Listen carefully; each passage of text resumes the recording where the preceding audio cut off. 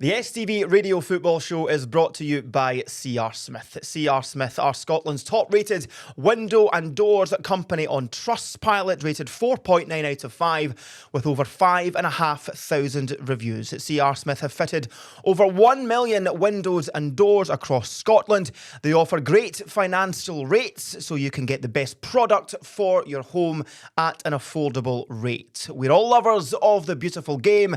Well, C.R. Smith make beautiful windows for beautiful homes. It's an open goal. Head to crsmith.co.uk for more info. Now it's time for the podcast. The STV Radio Football Show, brought to you by C.R. Smith. Hello.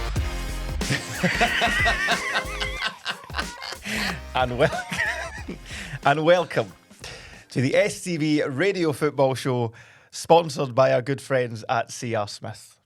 I am your host, Ronnie Charters. Joining me today, the producer, Callum Bell. Hello, everyone. Let's move on from me. And also joining me today is the man who was probably the most famous man in Scotland at full time, Mr. Ewen Cameron.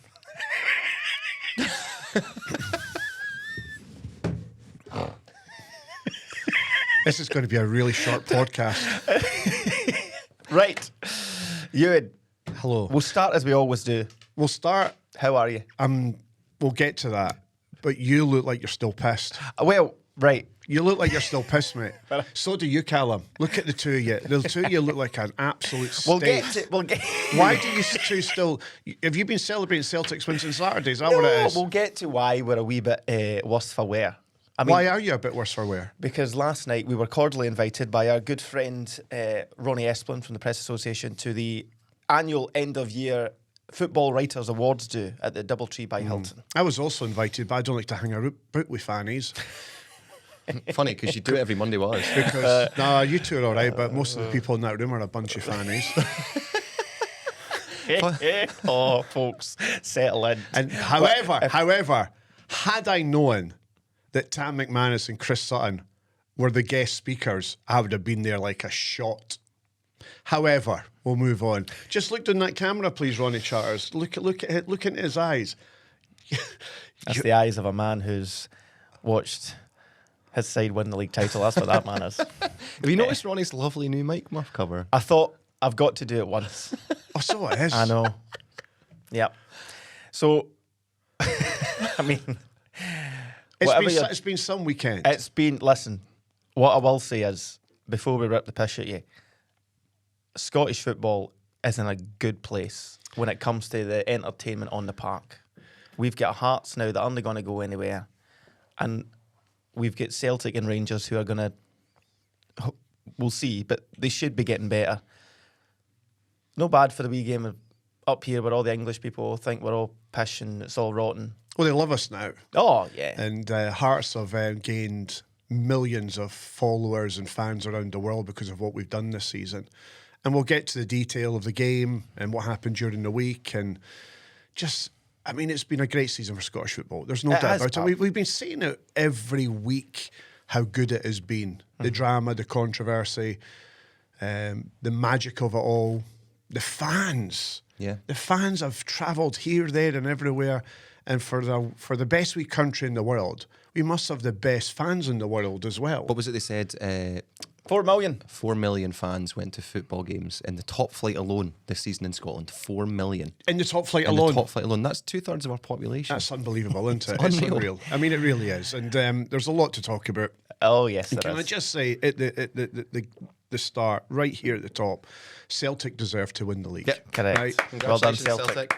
Celtic deserved to win the You're not league. clapping. You're not clapping. No, I've got all my congratulations and we'll talk more about it. But Celtic don't win the league if it's not Martin O'Neill there. Correct. What a job that guy Give him did. a statue. Right. Whatever you're doing, folks, if you're watching at home, settle in. Get comfy. Grab yourself a wee bowl of popcorn or something, or pull yourself a drink, because the next hour or so, it's going to be magic. And if you're listening on Spotify or anywhere else, then don't turn it down, turn it up, because we will bring you a new podcast every single week. We're getting towards the end. Thank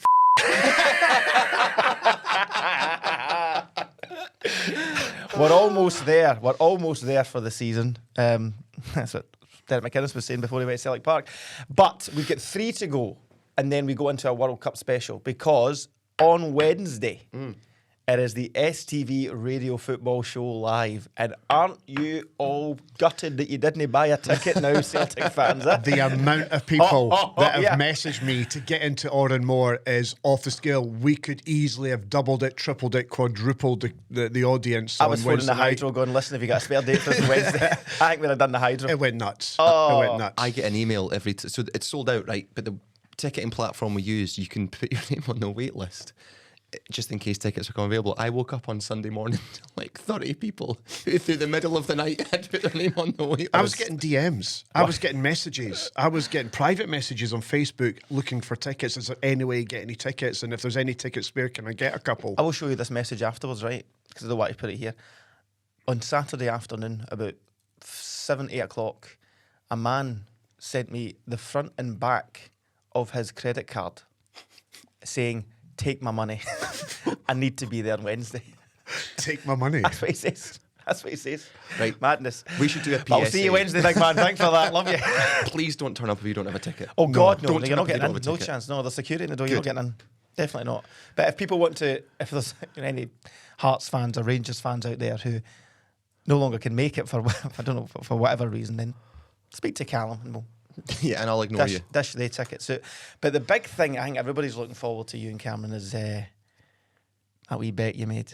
Okay, can I just clarify something on that?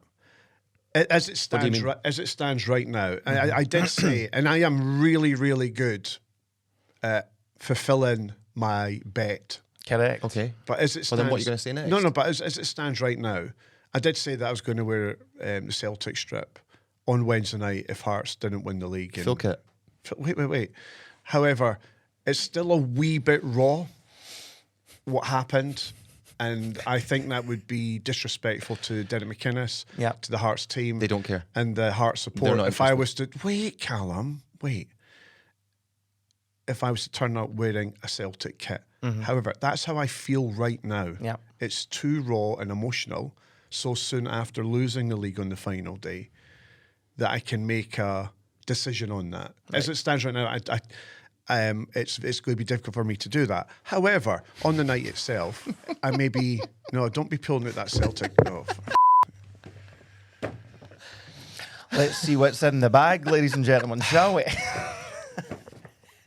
Oh, so first of all, we have the lovely Celtic socks. Which size of shoe are you? That's an 8.5 to a 10, that'll do. You'll be fine. The woman in the shop was really helpful with it. She was a joy. The shorts to go with it, of course. And as we mentioned, It is. what size is it? It was a large, you'll make it work. It is the anniversary of 1967. 60 years since Billy McNeil lifted the famous old trophy. So, Mr. Cameron, from all of us at the STV Radio Football Show, we thank you for your bet. We'll make sure that you've got this on, folks. You'll be wearing it. We'll take that. We'll let you get that home so you can ask Trees that you iron it and make sure it's all good to go, all right? We will give that away as a prize once you've worn it on Wednesday. So someone will go home with it. Really? Yeah. Can we do that? We can. After he's worn it. A Ewen Cameron worn strip. So what we'll do is we'll pack this up and make you a getaway with it, all right? And we'll make sure you're all sorted for it. We'll definitely be giving it away on the night. Don't you worry about it. We'll get Frank McAvenny to sign it as well. I was chatting to Frank last night, and he's really looking forward to seeing you, Ewan. He's really looking I'm not forward. looking forward to seeing him. Do you know I got a message from him? Actually, I think I got, again, let me just see how many messages I've not read. Well, you're not. Well, I was pulled aside by a... 57 unread messages I've got on my phone, and I Fantastic. refuse to look at them. And I know that one of them's Frank McAvenny. He was, yeah. I think I'm going to do this verbatim, right? This is not my words. But I was walking, there's so many tables at this event last night. And all I hear is, Charters! Charters! I was like, who? Because big room, there's wee Frank. He's like, hey. I went, how you doing, Frank? You well? He said, tell that I'm sailing.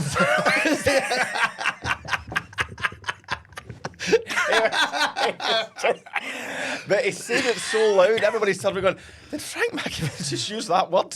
He did, aye. So, right, we'll get to it, and we will, trust me. I've been waiting for this for a while. But, so the STV Radio Football Show live, tickets are sold out Wednesday. We are filming it. It will be, We're filming it. We'll put on our bits and YouTube bobs page. out. We won't put the whole thing out there because the only way you get to watch the full thing is if you've bought a ticket and will join us. So Wednesday the 20th. Christ, it's soon. We went and had a Couple days. Wee recce. scoot around. The lovely, was it lovely Lauren, wasn't it? From She's brilliant. Lauren Moore? Yeah, the room looks amazing. Oh, it's looks gonna be great. great. It's going to be a great Big night. And cracking. we're giving away 10 tellies We are. and sound bars. Yeah. Right, listen to this. I know we're STV and we are a telly company, but still. So, our lovely people at STV, the STV player people, That's true. everyone gets a raffle ticket, and if your ticket's pulled out, you could win a telly and a soundbar Aye. and subscription to STV Player Plus. Well, that's free for everyone that comes. It comes, aye. a tenner. I know. We should have put at least 30 quid in this. I was actually saying this to Carrie yesterday. I was like, why have we not charged more for Because tickets? we're good people. And because we thought at one point Hearts was going to win the league as well, so we weren't. Right, let's get to our comments first of all. And look at the amount of comments we've got, folks. We're tripping ourselves. Just, I think, the first one, Ewan is one bitter, bitter, angry man. I'm not bitter and angry. I'm anything but bitter and angry. I'm anything but Ronnie Charters. Okay. Kevin says, Ronnie with that cheeky wee smile throughout was superb. Just wait till you watch this one, Kevin. Post episode 31 is ASAP. Told you Celtic would win the league. That's from Charlie. Thank you, Charlie. I like this one from CMA Archive. The best Scottish football podcast by far. Col Donaldson should be a permanent addition to the show. Yeah, Col's always really good when he comes on. He just fits in perfectly with us. I would love to make him a permanent addition, but he is a professionil footballer, so that's not going to happen. He has another job. He was there last night, and yeah. he was a very good laugh. Oh, was he having a good? right good laugh. With him. Yeah, a season or two, and he might be sitting next to him, judging by that Rangers one. He didn't play. They're keeping him under cotton wool until next season. Well, on It's a long way. on that, Stephen says, quality as usual. Ronnie, Ewan, Callum, and Spud for train spotting. Love your call. Love your call. He was looking dapper last night, so he was a wee call. I was dead proud of him. He was there with his Falkirk pals, Barney Stewart, one young player of the year. He's genuinely so excited for Wednesday. Like that's all he talked about all night. Yes, looking forward to it. Captain Farrell says Ewan Cameron calling anyone a dickhead when he's the prize dickhead of the radio. yeah, Captain Farrell, I've been called that on many occasions, my friend. Another great podcast, lads. You didn't let me down for my drinking game either. At least 6 Cara mentions. So that's Willie. We've already got him once today. That's Willie Pished. Also, I must say, last week's episode is by a country distance, to use a Mick Kennedy phrase, the most watched or listened to we've ever done. Oh, brilliant. Thank you for your support, Scotland. From not the support, they were looking to see if you'd cry. From Like Darth. Steve Clark. From Darth, will the live show be uploaded? Was devastated not to get a ticket. Quite a bit of it will be uploaded, my friend, for you to watch. When will it be out? Probably we'll get out on Thursday. Probably Friday. Friday. Yeah. Yeah, it will be out Friday ahead of the Scottish Cup final on Saturday. Celtic versus Dunfermline. Moan the Pars. Can I just say, I've just received a WhatsApp. That was what I was doing there very quickly. From a very, very senior person at Celtic Football Club. I couldn't give a shit what A they say. very senior person, put it that way. Yeah, they must know we're recording the podcast. Well, I didn't probably mention it to them on just when I was coming out the boardroom on Sunday. Maybe a wee hint to who that is, but anyway. Simply put, is he putting on the full kit? If so, send us pictures. Aye, very Right, good. weekends. It's the question everyone wants to know. Ewan, how was your weekend? How do you think my weekend went? Up until the 87th minute at Celtic Park, it was the best weekend in the history of my life. Better than when I got married. Hi, Teresa. Hope you're doing well, Love you, Teresa. darling. Yes. That feeling. When Shanklin scored. How were you when Shanklin scored? So you were at the Corn Exchange for our STV Radio football show on on STV Radio. We were on 12 to 4. I was at Parkhead.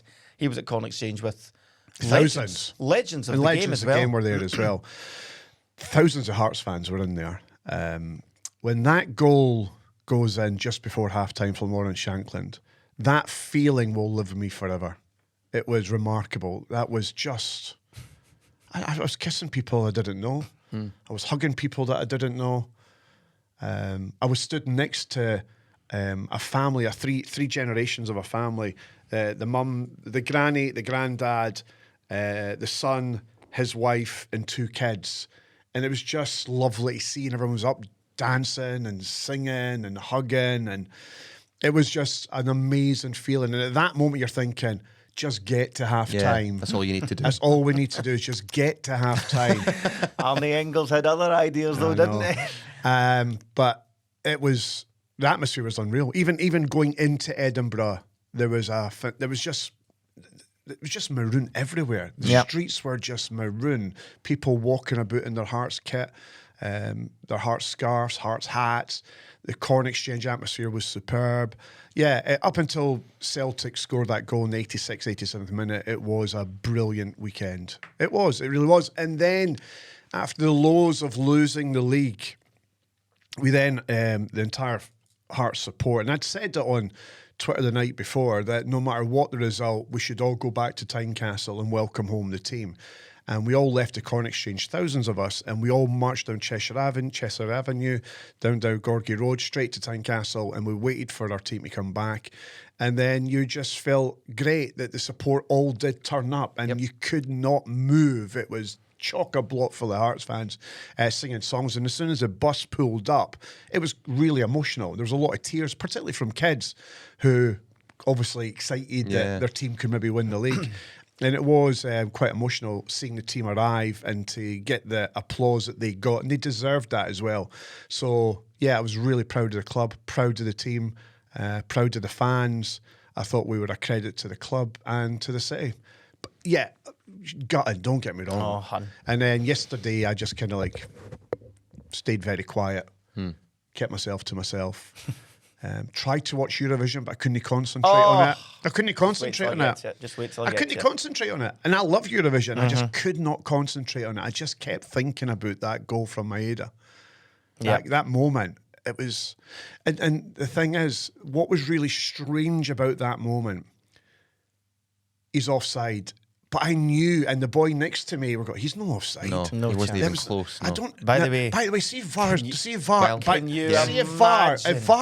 VAR's not there, Hearts win the league on what is probably the worst offside decision in the history of football. We're talking 5 yards minimum. And we were going, he's offside, celebrating. I'm going, no, I don't think he's offside. So there's a number of fans who were celebrating that it was offside. But there was a couple of us who were going, he's no offside. He can't be offside. Turned out we were right. And then the groans and, anyway. Did you film any of it? No? No. No, because you know what? I was there to experience the day. Nice to see it's a good, wee bit, I see what you did there. Bring on the tears. Callum, your weekend?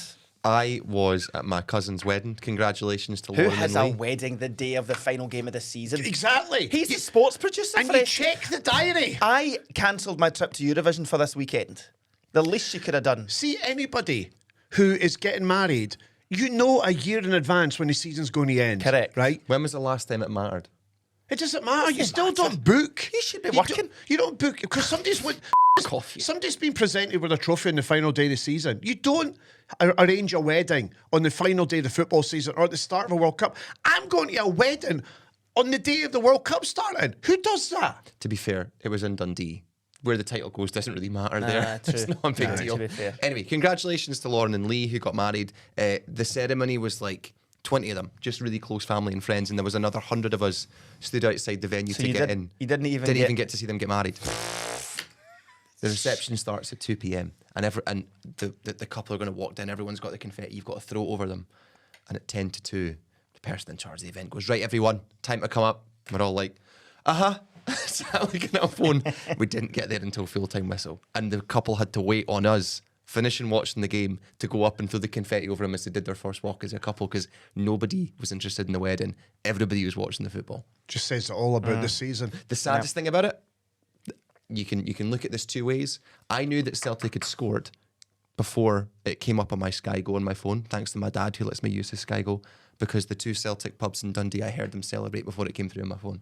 Right. And I was like, that's mental. That's louder than any cheer I've heard in Dundee for any Dundee team. You were at Celtic Park, eh? Oh, bonkers. And it was a very early start to do radio hits, interviews beforehand, and then, bonkers. And then the game finishes. I was still there hours afterwards doing interviews, and I was like, it's Eurovision. What am I doing? What So I time did you just get left. home? Thankfully, because it was a 12:30 kickoff, I managed to get up the road just after 6. Oh, it's still a long day. So, oh, I know. And so it's the biggest night, as you boys well know, of the year is the Eurovision Song Contest for me. I drank an entire big, massive buzz ball all to myself. Watching Eurovision. Yes. The big blue one. Just straw in it. Probably. Probably.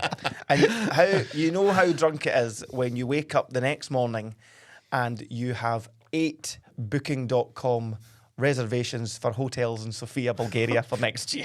Fantastic. So I shan't be working at next year's end of season 2.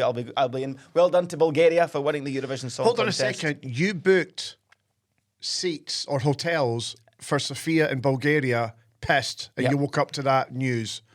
Did you remember booking it? No. No. No, genuinely not. And I actually properly shit myself because I thought, have I paid for them? Now that way you can reserve it, pay it. And I looked to Fraser and I was like, Fraser, you need to check the joint account. I think I've done something really bad here. So yes, United Kingdom came last. I know this isn't a Eurovision Song Contest podcast, but No surprise, it was shite. BBC, you must do better. Yeah. And then yesterday, I woke up and I had leftover chicken madras at 9:30 in the morning because I was Oh, Ronnie. That's genuinely horrific. awful. Wasn't That it? is horrific. Fraser walked into the room and he was like, "You're a disgrace." You're sat in the room with your chicken madras on the night before. 9:30 in the morning. 9:30 in the morning. 9:30 in the morning. And I just watched the football game. And then you had to go again to And then the football writers. we went to the football writers last night. Again, thank you to the lovely Ronnie Esplin from the Press Association for inviting Callum and I. And an end of season. And I will say this, Derek McInnes and Claudio Braga, manager and player of the year, both spoke excellent. I was surprised that Derek turned up, but fair play to him. Measure of the match, genuinely. And he stayed, chatted away afterwards. Claudio Braga had his whole family, just wonderful event. So very, very well done to them for doing that. Right, I've got a joke for you. Are we doing jokes? I've got one. Go on. I've got one. From the lovely Mark, who... You know it's a good joke when he signed it off. Hail, hail from Mark. Brilliant. Right, okay. So I was walking along the road and saw 3 wee hamsters in a suitcase. I phoned the RSPCA and told them what I had discovered. The woman on the phone said, "Are they moving?" I says, "I don't know, hen, but it certainly explains the suitcases." Thank you to Mark. Well That done, was Mark. Lovely from Mark, Very good. who is the coach driver who took me down to Stranraer for the bowls back in the day, apparently. All right, okay. Can't remember that. But thank He you, Mark, remembers for you. your joke. He remembers me. You clearly made an impact. I leave out an impact. Right, ladies and gentlemen, let's get to it because the talk of the tune was about the boys in maroon right up until the final day. Let's do it in chronological order. Let's do it on Wednesday night. Hearts are outstanding against Oh, Falkirk. yes, let's do that. Hearts are outstanding Aye, they were against Falkirk. was Good never- win, good They were never goals. going to get beat off Falkirk. No. Too many And jambles in I, that team. I said that to Cole last week that we were going to beat them 3 or 4-0. We went 3-0. You that really terribly. Oh, the Hearts People were fans weren't not- happy with you. I was proved right though. Goading. Did Cole Donaldson not score an own goal as well, pretty much?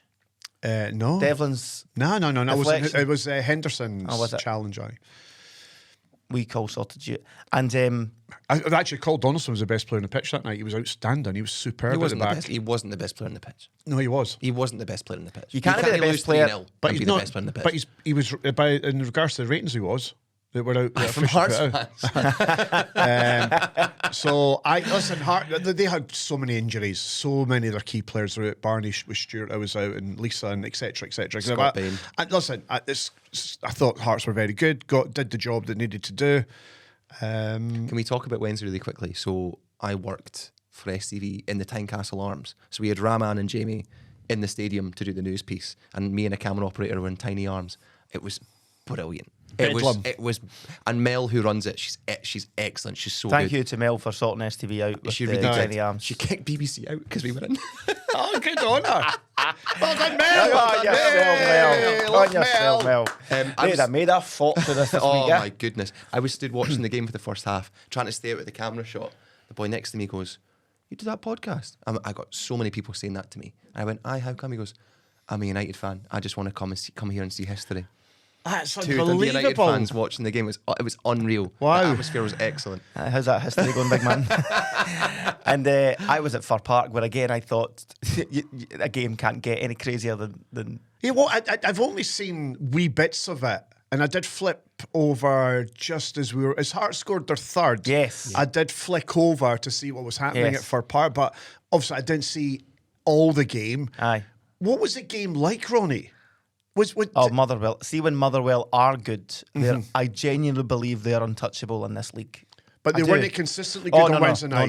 No. Celtic, they had to really, really graft for it. You could tell, even on the touchline, when I think like the likes of Maloney and all that were celebrating the goals, like they've genuinely, it was mad. And then obviously you get the penalty decision at the end, and you just think, this game is just. It It's just for me, bonkers. it just summed up the season for me. Everything. Yeah. Everything in the last week or so just summed up this season. It's been crazy. It's been bonkers. It's been brilliant. It's been fascinating. It's been a remarkable campaign. And what happened on Wednesday night and what's happened off the back of what happened on Wednesday night, there is no... if I'm being honest with you, is bang out of order, right? John Beaton. Yeah. John Beaton having to, for those who don't know, where have you been? Following the game on Wednesday night, had to have police surveillance at his house After somebody... because someone leaked personal information of Yeah. him online. And it's just bang out of order. And also, all season, we've sat here and we've criticised referees about decisions. And that's part and parcel of the game that we watch, that we love, that we analyse decisions. And I thought the decision on Wednesday night was a poor decision.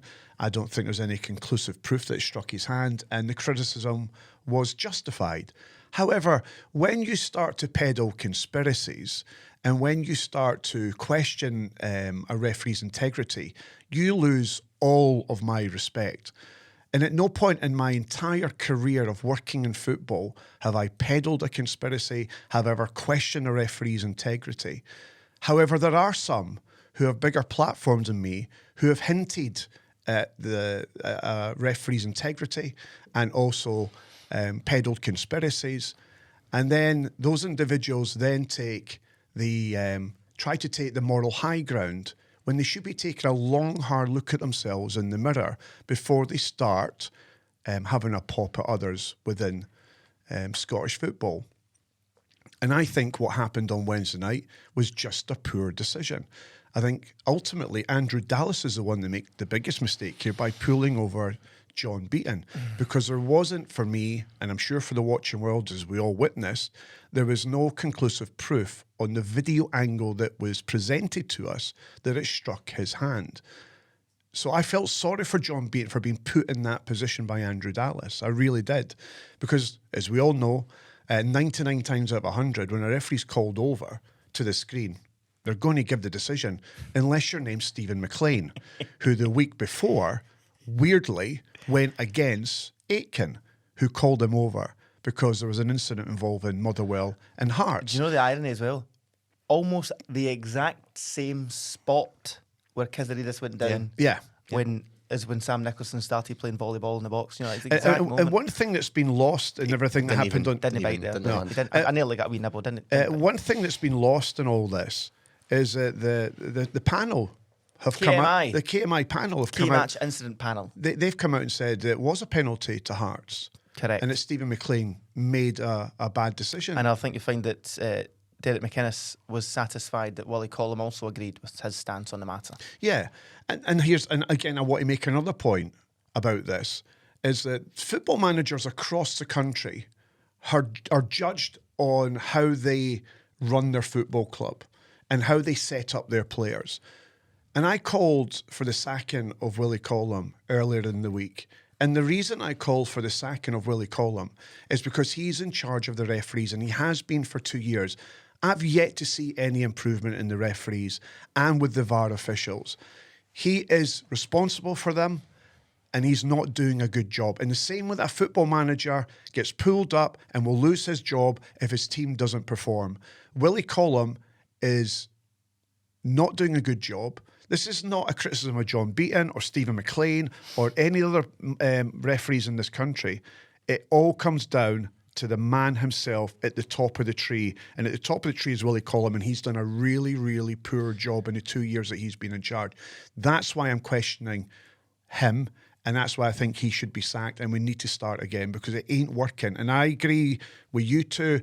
I think there needs to be something done in regards to that show that he puts on every couple of weeks. The Willie Show. The Willie Show. And the reason I have an issue with the Willie Show, and it's very scripted. There's no doubt about it. It's very scripted. And Gordon Duncan, who I've got the utmost respect for. He's excellent. Yeah. He's excellent, but there's no pushback.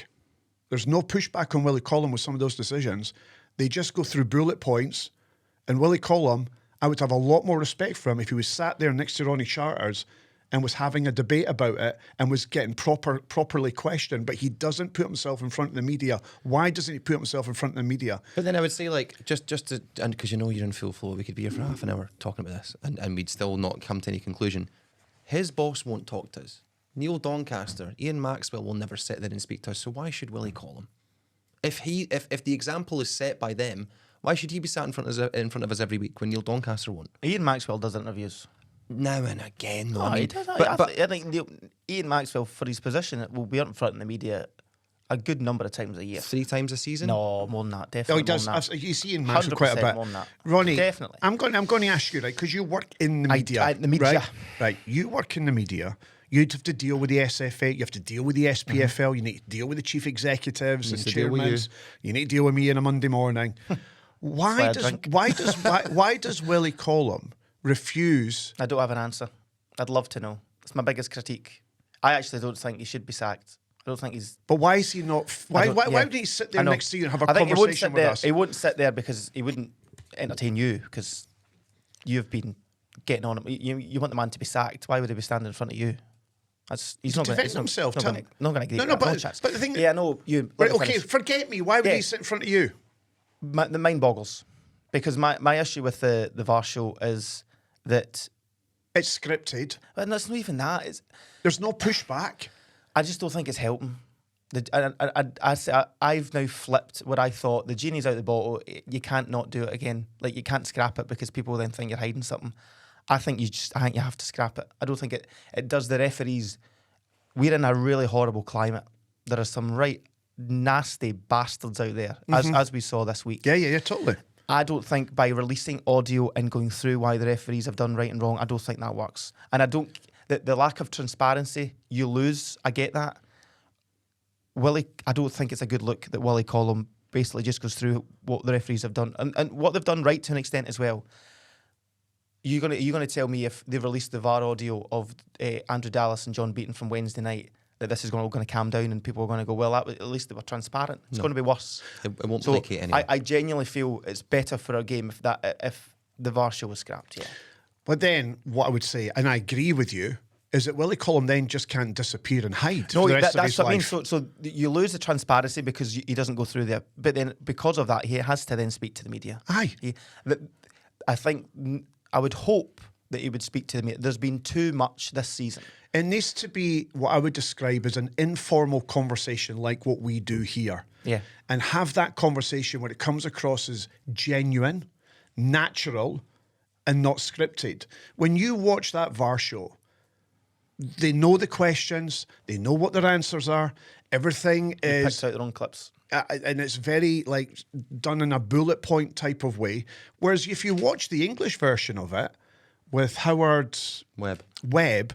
And Michael Owen, for example, is very much a conversation. And there's pushback from Michael Owen. Whether you like him or no is irrelevant, but at least there's pushback. And he will push Howard Webb on, hold on a wee second, or hold on this, or wait, I don't believe that, or wait. We don't get that in Scotland. And that's where I think the issue is. If you're going to continue with the VAR show, it can't be scripted. It can't be a conversation without pushback. But then now, do I think that Gordon Duncan would love to push back on it? Yeah, I don't think he's allowed to. I think we're heading towards a really, really bad place where I genuinely think we're heading towards another refereeing strike. I think he had to have police protection at his home. It's awful. That we are through the looking glass. It's done for me. That's the line that we have crossed as a nation. But the problem with that, Ronnie, and I've got an issue with this, is that this has been going on since 2019, when individuals in Scottish football who work in Scottish football, they themselves have hinted about their possible allegiances to Rangers. They've hinted. But we all know the brother beating stuff and all this. But it's been going on since 2019, so this isn't new. So you mean prominent people in the media? I think prominent people in the media. I think we're in a worse place though in that. The social media has killed us. But Ronnie, what I'm saying is, we will never escape this shite and this pish until people who are in big positions within the Scottish football media don't keep their mouth. They have to keep their mouth shut and stop playing to the gallery, right? And the reason that they play to the gallery is because they want to stay on the right side and be seen, and also to continue to get the paychecks that they get when they turn up to these little dinners or their little get-togethers or their little fans events that they have. They can't go against the grain. They can't, because they're protecting themselves. This has been going on for years and years and years. This is just not an incident that happened on Saturday. And what happened on Saturday, well, over the course of the last week, is a disgrace. It's shocking. It's embarrassing. However, there are individuals out there who will cross that line and they will be dealt with. But that's not the entire support. You can't castigate an entire support because of the actions of a few. However, people in responsible positions need to be better. Now, I was getting criticism for my criticism of John Beaton, of Andrew Dallas, Stephen McLean, of Willie Collum. But I was offering an opinion on the state and the standards of our referees. But wait, Ronnie, hold on, because there's at no point have I ever peddled a conspiracy, and at no point have I questioned a referee's integrity, because I think that is bang out of order. However, there are people out there who know who they are and they know what they've done, and they are to blame. They started this off, and it's carried on and it's carried on and it's carried on. And I feel sorry for John Beaton for what he has been through. When, like a football manager or a player, Ronnie, you put yourself up there to be shot at. Of course you do, right? And the criticism comes your way. I think every referee knows I'm going to get criticism. I'm going to get criticised for decisions that I make, whether you like it or not. They know that. What they don't need is for individuals or for fans to question their integrity. That is bang out of order. And see, when you set that ball in motion, you're never escaping it. You're never escaping it. And I think that there needs to be something quite dramatic. Something quite dramatic needs to happen. And do you know what? I would support the referees going on strike. They've got every right to go on strike. I think there's a point where we've crossed the line. I don't know how we get back from that. Next season is going to be, why would you want to referee a game in the top flight? Yeah, because it's also worth remembering that for as awful as it was that he got police protection the other night, he doesn't get it for the rest of his life, and people now know where he lives. Yeah, and he has to live with that. It's horrific. Well, so we've done the referee chat. We'll move on, because the people want to see you and cry basically with the Hearts result. So we get to Saturday.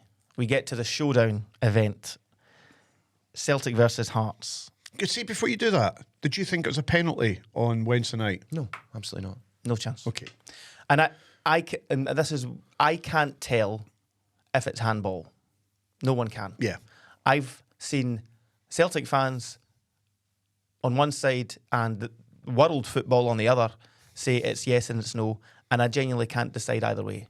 And that's the issue, is that because it's inconclusive, you can't give it. Yeah. Andrew Dallas thinks that John Beaton has missed a serious incident.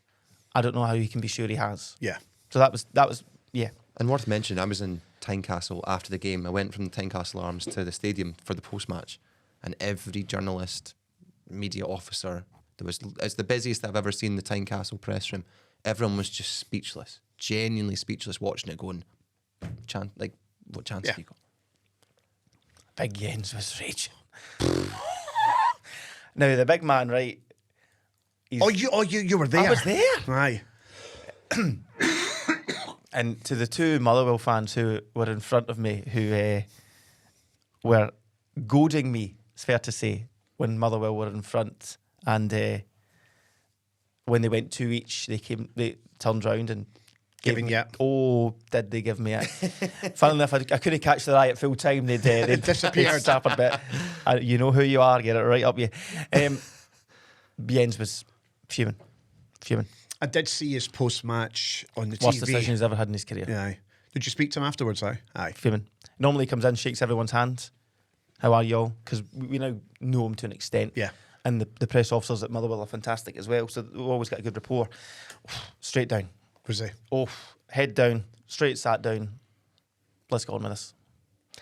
So, Anyway, yeah, that was Wednesday night. So that was Saturday. Wednesday night, and it set up an almighty showdown. I think one of the biggest matches this country's ever seen.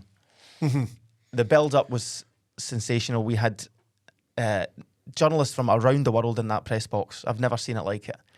Celtic versus Hearts. Atmosphere incredible. Hearts fans, fair play to them. As much as they could. 700 of them tried to make as much noise as they could. And what unfolded was 90 minutes of just madness. It kind of summed up the season, I didn't it? thought Celtic struggled. I thought Hearts. Derek McInnes had a game plan sorted perfectly. So I was going to ask that, between the two of you, the teams come out, how do you both feel? Well, I think Ronnie heard me. I actually could understand it. See, before the game kicked off, I was on the radio. And I did say, I can understand why he's went with Kabore because of the physicality. And Celtic aren't as physical as Hearts are. And he's caused Scales and Trusty problems before, hasn't he? He in the has, previous yeah. games? And right up until we scored the goal, the tactics worked an absolute treat. Hearts were very, very good. Celtic could not break them down. No, and the balls down the channels and into Kabore were causing Trusty and Scales all manner of problems. And it was working to an absolute treat. So I understood it before the game kicked off, and Dale was proved correct. Were you a bit gutted about Braga? No. Did you understand? I understood because I think the Hearts fans will agree with me here, and we were talking about it more in the corn exchange. Braga hasn't really kicked the ball in the split, and he has been substituted in quite a few of the games as well. He's not been as effective as he has been. So I wasn't surprised by it. I think the problem that Hearts had on Saturday was that we picked up a couple of key injuries before the final day of the season with Leonard and Halkett out. And also, you could tell that Milne wasn't 100%. Cammy Devlin, how does he run about for 97 minutes? Because the boy was not 100% fit. And then you lose Beningame. And once we lost Beningame, we did, the Hearts fans in the corn exchange, we felt the worst. We feared the worst. I know it's easy to say in hindsight, but that was the nail in the coffin. What about you? Celtic team comes out. It picks itself these days. Picks itself. First half, they just, fair play to Derek McInnes, he just left Austin Trusty on the ball. Aye.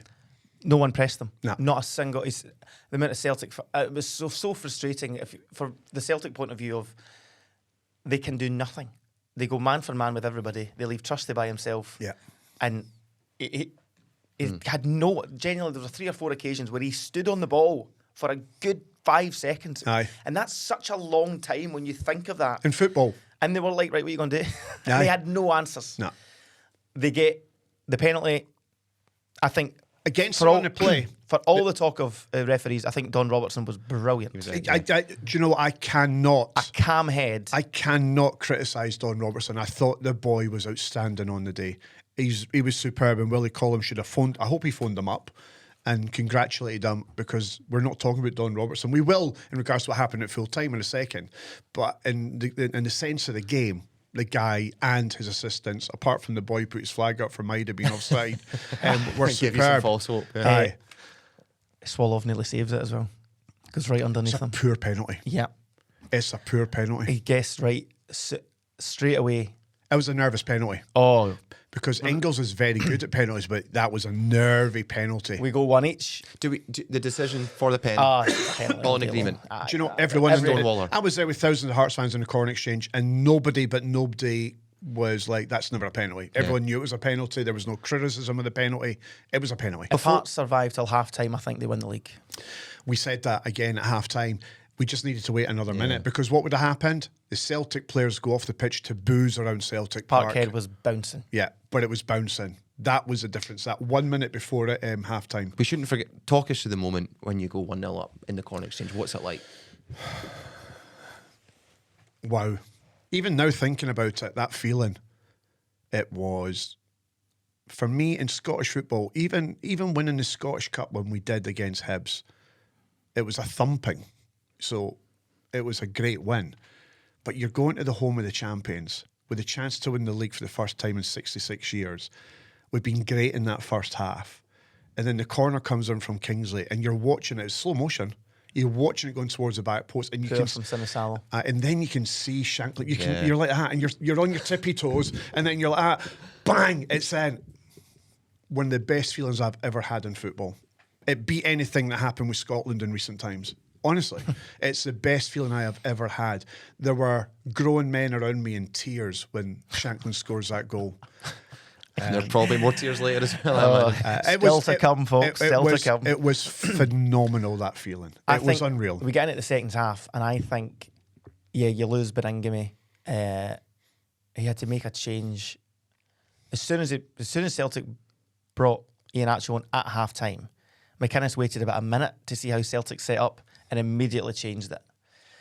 You lose Beningame, things get a bit desperate with Celtic. It becomes, just by any means necessary. They go to the back three. They bring on Marcelo Sarace, who was just a mad man. He was a roadrunner. Oh my days! He was And playing everywhere. you bring on Callum Osmond. You're playing fullbacks in centre half positions. It's for Celtic. It's all over the place. But it's a signal of Martin O'Neill. That 3-5-2. One of them trebles, got him to Seville, and that's the formation that gets him over the line. That he said it to us afterwards. There's something of a fairy tale about this club where it just clicks. The goal. I've never seen a place go quiet so quickly when that flag is up. But the hospitality boxes behind us have got all the TVs on. TV replays. That's the first. So there's hush, there's nothing, and then you hear the banging on the window from those who know. And then one of our colleagues from the BBC, who's doing the commentary, who they're sitting right in front of Celtic, he goes, I shouldn't have had that other gin last night. He goes, our studio are saying it's a goal, and the whole front row of the Celtic fans go mental. And when Don Robertson, that's the VAR moment to end all VAR moments. I mean, his and then the goal. I've never seen Parkhead react like that. I've never seen that. There's been a lot of chat around Celtic winning this league that it's just another title. And I can understand to a point why there's a lot of people saying that in football. It's just another title for Celtic. But they have not won a title like that for years.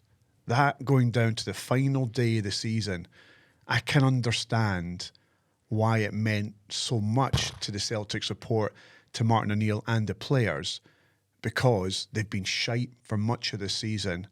And if it's not for Martin O'Neill, they don't win the league. We know that. We all know that. The world knows that. Yeah. Martin O'Neill wins them that league, and they should build him a statue outside Celtic Park. I'm actually surprised there isn't already for what he achieved in the noughties with that team. And I think that Celtic, on the day, deserved to win the game. I thought Hearts were outstanding, got their tactics right. But Towards the end, they didn't know whether to stick or twist. They didn't know whether to sit off Celtic and soak up the pressure, or they didn't know whether to press them. There was a couple of moments at 1-1 where Braga was one-on-one with a defender. You had Chesnikov who got to the by-leg, cut it back. It was cut out for a corner. We had some real interesting moments where we had a chance to maybe go 2-1 up. certain breaks of the ball that went our way, and you're thinking, oh, could we get a second here? Because Celtic, as I said before the game, that at some point they're just going to throw everything at it with nothing. No, when you've got nothing absolutely. to lose, you just throw everything at it. It was one of those games where it could have flipped either way, depending on the break of the ball. And fair play to Osmond. That's a brilliant run from him to the that's the Hail byline, Mary. and the cut back to Maeda, who again Scored in every goal of the split. Every the game last of the split. 6-7 games, the guy has turned up. About a month ago, we were all talking here on this show who has been the flop of the season, and at that point, wait, but you're laughing. But at that point, he was for what he'd achieved the year before. I agree. It's just funny how time works. I know, but from what he achieved last season to where he was a month ago, he was just not on fire I at think all. he probably watched their podcast and went, I'm going to show that fudden. And then, Yeah. He chose to score in the 86th minute. I mean, what are the chances? I mean, are you Albert kidding me on? I mean, and he scores in the 86th minute. The spirit of 86. And then, so my only criticism, so Celtic go 2-1 up, and then Celtic, you can tell, panic. Oh, Dave 'Cause- Murray. But Has to come on straight away. But they're panicking. So whenever they get the ball, they're just kicking it. They don't know what to do. 100%. They're panic. They're all over the place, and Hearts are getting corners, they're getting free kicks, and then the Hearts goalkeeper goes up. And all you want Blair Spittle to do, my who God. has a brilliant Blair delivery. Spittle. He has a brilliant delivery. He's almost been Hearts my. player of the split as well. He's been excellent. He just missed the front man. That's all you have to do. Get it to the back post. Couldn't he get it by 5 foot nothing, Marcelo Saracen? Just don't hit the front man. Just get it into the back post. Get into the mix so you don't know what can happen. Win a header, get a penalty, whatever. You don't know what's going to happen. And he doesn't get past the front man for the Celtic defence in the last seconds of the game. And then Callum Osmond goes up. And Talk about a fairy tale for that guy who's been out for 6 months. He's played about 100 minutes of football, an assist in an Old Firm game, scored the winner in an Old Firm game, and then just scored the goal that won Celtic the league. and hold on a minute. Not just scored the winner, but also set up. a goal and an assist in the final day. What was it like when you're all watching him run through?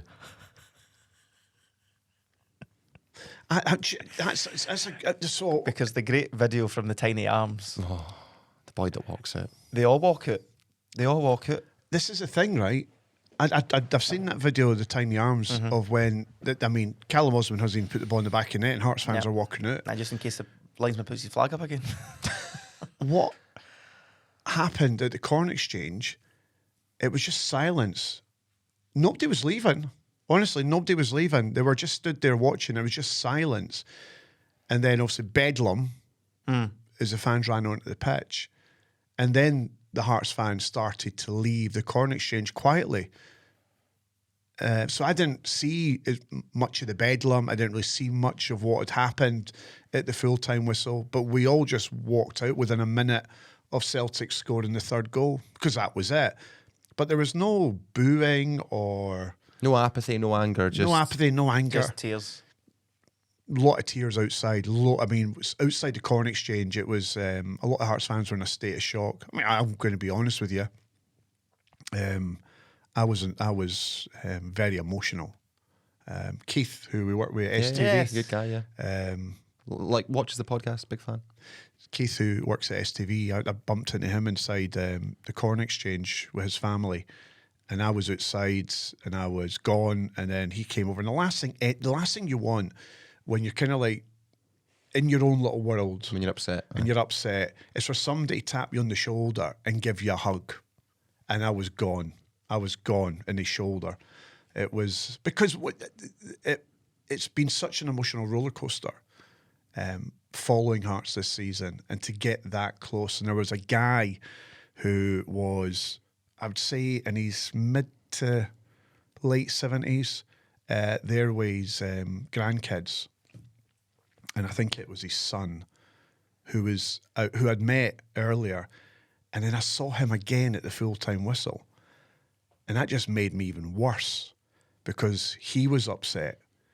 And I'd said to him when we were talking beforehand, he was saying, I might never see this again because of his age and everything. So when I saw him at the full-time whistle, as I was crying into the shoulder of Keith and I saw him with his grandkids, heartbreaking, absolutely heartbreaking. And then the Hearts fans did what they did, and we all marched down to Tynecastle, proud of our club, proud of our team, and we wait for the team to arrive. And there was loads of tears, and there's nothing to be ashamed about. Have you ever? I was going to ask that. Have you ever kind of felt emotion like that in sport? The only time I got really upset was when Scotland lost to Italy. Do you remember that day? Yeah. Panucci, was it? Yeah, we'd beaten France home and away. Look at Tony. Look at Tony. It was the Panucci throwing, wasn't Yeah, it? Free kick, sorry. I got real emotional that day. But apart from that, no. That was obviously being in Gorgie in 1986 with my brother was emotional because we were waiting on the team to come back. But also we all know what happened. So maybe 3 or 4 times in my life have I got that emotional and upset. And I think it was just because we just felt it could be our day. And something that we could share with our families, share with our fans. It was just, but it wasn't meant to be. And I think the motto since the full-time whistle, and I think it's a motto that we need to take ownership of. And I noticed it because Aridis also posted it on social media. It's only the beginning, and that's the way we've got to look at it. And hopefully, it inspires Hearts to go one better next season, and take that feeling. Take that disappointment as fuel for a positive and hit the ground running for the start of the new campaign. Do you think Tony Bloom's just going to... I know, but here's my one caveat to you, pal. You are never going to get a season where Celtic and Rangers have been as bad as they are. Never again. At the exact same moment, Celtic and Rangers make their worst ever managerial appointments in their history. And you still don't get it over the line with that. I get you'll now be more competitive all the time. Fair play. Tony Bloom will spend. Good for him. He should. He's got a vision, and he's got one of the greatest Scottish managers there is at the helm. But this was the chance for me. Celtic. Don't get me wrong. I agree. I think this was the big chance. But Hearts are not going anywhere, Ronnie. And I do think that your likes of your Aberdeens, I'm not so sure that Stephen Robinson can get Aberdeen to where they would like to be. And you've got Hibs. And Motherwell have shown this season as well. And what I would like to think is that clubs in the Scottish Premiership will take inspiration from Hearts and Motherwell. It's all great doing the back patting and well done, everybody, and let's sing Kumbaya around the fire about how good we are. You in the end, this was your chance. But you don't know that yet. No, let's see. I know. And listen, for making predictions that didn't come true, we'll get on to yours in a minute. They'll never be as bad as this, Celtic and Rangers. They won't. They just won't. Celtic have lost 8 games in this league and still won it. Rangers lost 6, the same amount of Hearts. Rangers drew 12 matches out of 38. Yeah. I'm not saying that the Hearts will go anywhere. I'm saying this was your chance. Well, time will tell, Ronnie. It will. Time because will tell. as we're about to go on to wild predictions in this podcast, go far and wide. See, before you get to predictions, I think it would be... we should talk about full-time. We should talk about the full-time and those plonkers, those bam pots, those Fruit Loops that ran onto the pitch. And I didn't notice at the time because obviously I'd left the Corn Exchange and I didn't really see much of the fallout because you don't want to be watching it back. I haven't seen much of anything since Saturday, but I'm aware of what happened. I didn't see the incidents. Nor did Martin O'Neill, so you're fine. Yeah. I've seen some clips here and there. And fair play to the Celtic support, the majority of the Celtic support who booed. Now, you were there. Yeah, completely. Who booed the bam pots from running onto the pitch. That just ruined the moment for everybody, not just for the Hearts players and the Hearts management team and the Hearts fans that were in Celtic Park. It ruined the moment for Celtic as a football club. I think so, yeah. I think there was It tarnished what was a brilliant season and a brilliant day for Celtic. To an extent. It did. It tarnished it. Because I don't think it tarnished it fully. I think... it did. They still lifted the trophy. They still lifted the trophy, but it tarnished the ending because a lot of people were talking about that. Correct. Completely. That was the headlines in the news. Yeah. And it'll be leading the STV News at 6 tonight if you watch it. Correct. And whether it be BBC or CNN or Sky, it wasn't about Celtic winning the league. It was about the fans running onto the pitch, which tarnishes what was a great day for Celtic in winning the league and the heartbreak that Hearts went through. So those idiots do not represent the Celtic fan base, and they can't be allowed to represent the Celtic fan base. I've always defended the majority over the minority. However, what I would say about this is on March the 8th, Rangers played Celtic in the Scottish Cup, and there's been an investigation going on at the SFA about what went wrong there and what might occur from that. We're still waiting. We're still waiting for the result of that investigation. Now, had they, the SFA, because it's their tournament, the Scottish Cup, had come out and handed out a punishment or come out and castigate, whatever it is that they find, that might not have happened. That might not have happened because the SFA are dragging their heels over this. Why? I have no idea. We need to sort. So the SPFL are in discussions with the Scottish Government to try and sort this because it's becoming the norm. My point is that the SFA, have they come out? How's it taken them so long to come out with a decision and also to criticise? It's not their tournament in terms of the league. No, so but what I'm saying is, had they shown the way? My point is, had they shown the way and come out, and dealt with it in a way that would put fans off, or a club. There's a lot of criminal charges against people, live active cases that have to be resolved first. There's people still going through the courts because of that. Arrests are still being made. It doesn't. But how many times has this happened? I know, but I also get the point. It also happened on Wednesday night. No, I know, but you need the police investigations to conclude first before you can chime in. That takes precedent. Can I make a quick point, right? Because I think it's important. It's obviously, this isn't a Celtic problem or a Rangers problem. This is a football in Scotland problem. This time last season, Dundee United fans stormed a pitch when we beat Aberdeen, right? I was at the game. I wasn't on the pitch. And an Aberdeen fan or someone in the Aberdeen end throws a bit of a chair that he's broken off and it hits Jack McKenzie. And, shocker. Yeah, I remember it. But there was everything that you want from the investigation on the 8th that you've not got yet happened for that game. There was criminal charges. That person was lambasted. There was statements. It didn't change anything. Points deduction. That'll change it. We need a law change. We don't need the SFA to come out and condemn folk and put them in the jail. We need a law change. Because with the greatest respect in the world, right, they're going to go to the government, they make it a criminal offence to try and deter people. No amount of the stewards aren't at Celtic Park or anywhere else, are paid nowhere near enough to deal with that. And they're not. Why would you? Why would you stand in the way of men with balaclavas or whatever it is trying to run out a pitch? No chance. Points deduction. You run out of the pitch, delay the game, your team gets deducted points. Trust me, they'll stay in the stands then. But that's up to Neil Doncaster to show the leadership to do it. It's a massive problem, and it's only going to go and get worse because it hasn't been dealt with yet. That was my point. If the SFA had dealt with it, I think it sends a message. Right, okay, I understand that. For next season, I think it should. Hopefully, it will be because it's up to this in the summer. It's up to the leadership of your game to sort it. Yeah, because it feels like the fans who are continue to do this feel there's no punishment around the corner for it. Yeah, they also lose out. The Hearts fans that went to that stadium want to applaud their players and show their support, and you can't do it. It's rubbish. It is, and something dramatic needs to happen from stopping that from happening again.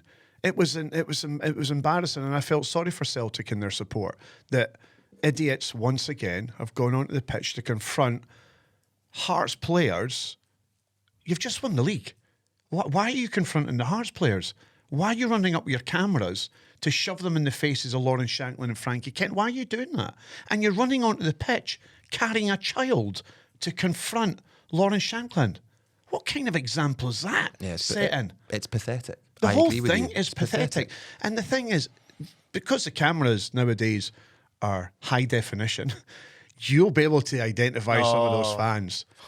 Get them And to banned. be fair to Celtic, Celtic's statement yesterday, very much was of that ilk that they don't represent our club.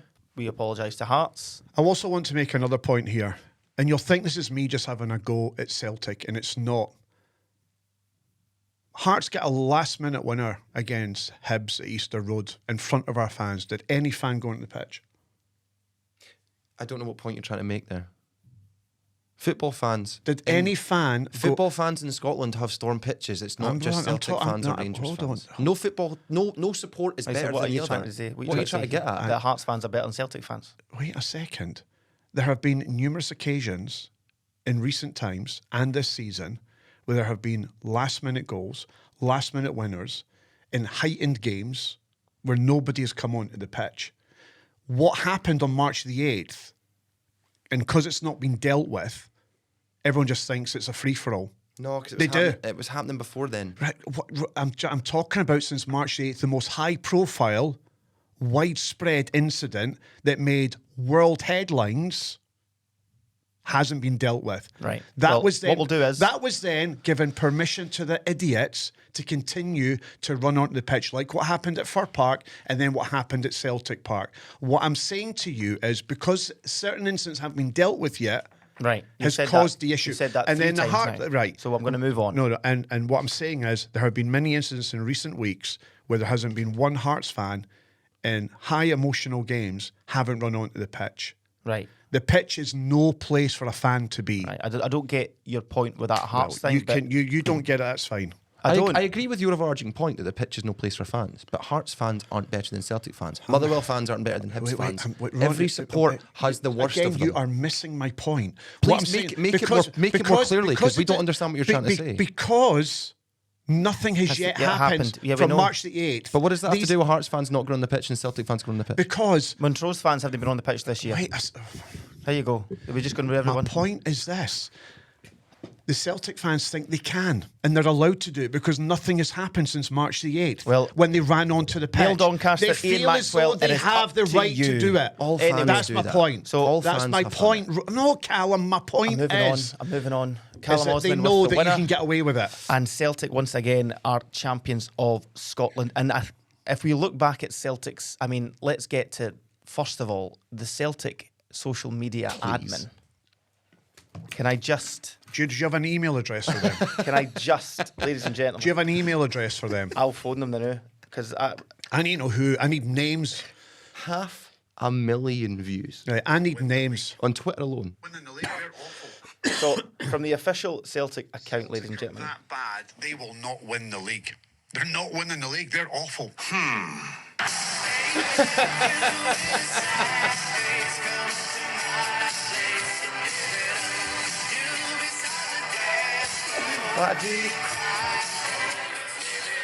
Well done to Celtic for that. I mean... I would have done the same. Oh... I would have done the same. You and I was standing at the car park at Celtic, and I felt like a kid at Christmas. I was standing myself. I had no one to turn to. I had no one to do. I need to phone Callum. I wasn't going to phone you at that point. It's fair to say this podcast has been cut up 1,000,000 times over TikTok, Instagram, Twitter, for both of you. Both of you. Yeah. Are you going to resign from the podcast before we go any further? I've had a lot of people asking, because you did say, if Celtic win this league, I'm resigning, because we took the spirit of 86. Ewen Cameron, are you staying on the podcast for next season? Yeah, because we're winning the league next year. Okay, sure. Has someone checked on wee Kenny Rogers? Is he all right? And is He was outside Tynecastle waiting on the team arriving. Oh, was he? He was getting pictures taken with all the fans and everything. He was in good form. Well, you can put him in cold storage until August. Celtic are not winning this league. It's been everywhere. And then you go, you can finish in fourth. Well, the worst of them all. I've got away scot-free. I've said Hearts would win the league all season. Do you know what's amazing? In that same video where I say they're finishing fourth, you go to Ronnie, are Celtic going to be champions? And you go, oh God, no. Game No one recognises game. They've sorted me out. The thing is, there's clips doing the rounds of my good friend Chris Sutton saying that Celtic are awful, and it was after the game against Dundee United when you beat them 2-0. Yeah, we did beat them 2-0. Yeah. And at Celtic were not going to win the league because they hadn't beaten Rangers or Hearts up to that point. He's got away with his scot-free. They're no tweeting his. No. Just to give you a sense of it, right? I'm watching the father of the bride's speech at the wedding, and my phone's gone mental, and it's Ronnie Charters, and he won't leave me alone, and I don't know why. And I look up, and it's the tweet. It's the tweet. And I lost my mind. I would have done the same. Oh, Do you know what? It shows them they've got a wee bit of sense of humour. Yeah. They're having a bit of a But laugh. it's not just that. It's how noticed it's become, because all the Celtic players from past and present underneath it were basically saying, get it right up. Yeah. Big Tam Javanshira, I know. Greg Taylor. I know. Georgios Samaras. I know. Incredible. Okay. I know. I'm Mikael Lustig. I know. Who is this fud? It's Mikael Lustig. It's just. Oh my days! And listen, let's can we just discuss Martin O'Neill very quickly, because I admire him. I don't think a 74-year-old man should go through that level of stress. He's an icon. He's a legend. I've got nothing but respect for him. He is one of my favourite people that I've ever dealt with in Scottish football. The achievement that he's picked that club off the ground, not just the club. Someday, I get asked the question a lot, having worked in football and having done media conferences and met loads of people in my time. Who are the people that you've got the most respect for, and who did you like? I always say Walter Smith and Martin O'Neill. They're always the two. And that will always remain the two for me. Ronnie Charters and Callum Bell. No. And Derek McInnes is now up there for me. So, however, I've not dealt with Derek McInnes. I'm talking about people that I've dealt with and who I've interviewed over the years. And Alex McLeish was great as well. And also got, as you know, I've got a lot of time for Neil Lennon. He's one of my favourites as well. But when it comes to legends and icons who I have the utmost respect for, Martin O'Neill and Walter Smith are up there, and I'm genuinely surprised that there isn't a statue of Martin O'Neill outside. I think you might Celtic Park. I think there'll be news of some sort of commemorative. Yeah, put it that way. There has to I've be. heard a couple of things, but it might not be a statue. Maybe something else. It needs something. If Dermot Desmond had put Martin O'Neill in and not gone down the Wilfred Dance route, we were sitting here and Celtic could have won a treble. Probably would have won a treble. Martin O'Neill Celtic would have beaten St Mirren, probably. Yes, but we said that at the time. And this doesn't go to the final day. This is done before the split. If it's Martin, the man he has a miracle worker. They call him Saint Martin, and they think he's like all that sort of stuff. He has steered this club through its most turmoiled points. Mm-hmm. We had a civil war. We had every single board member with a stop sign through their face. Hearts threw everything at them. Rangers spent 40 million quid to try and get them. And they still sitting here as champions. And deserved it. I cannot put my finger on why that's happened, but it's Martin O'Neill. It's Martin O'Neill. Martin, as I said at the top of the show, Celtic do not win the league. Martin O'Neill won the league. He's the reason that within Celtic that won the dressing league. room, Callum McGregor, James Forrest, Kieran Tierney. I would even put Luke McCowan, who, as a grown-up Celtic fan, knows what it means. You can't buy that. No. 40 million quid doesn't get you that. Jamestown Analytics doesn't get you that. There is something... Nearly did. Well, but it didn't. It's... And this is the thing. I think this is Celtic at their weakest. This is my point I'm going to make to you. I've already heard from someone I was speaking to saying they're ready to go. They know they've f***ed up. Mm-hmm. They're ready to go. What I would say about Celtic and Martin O'Neill is this. They will be making decisions in the not too distant future about their new manager. Even if they want Martin O'Neill to be that manager, he has to say no.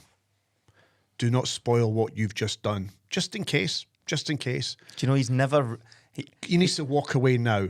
He's done He's been what asked he needed about to do. it 100 times, right? He's not going to do it. He can't do it. But he's never 100% said no. He can't. He's tiptoed up to the line.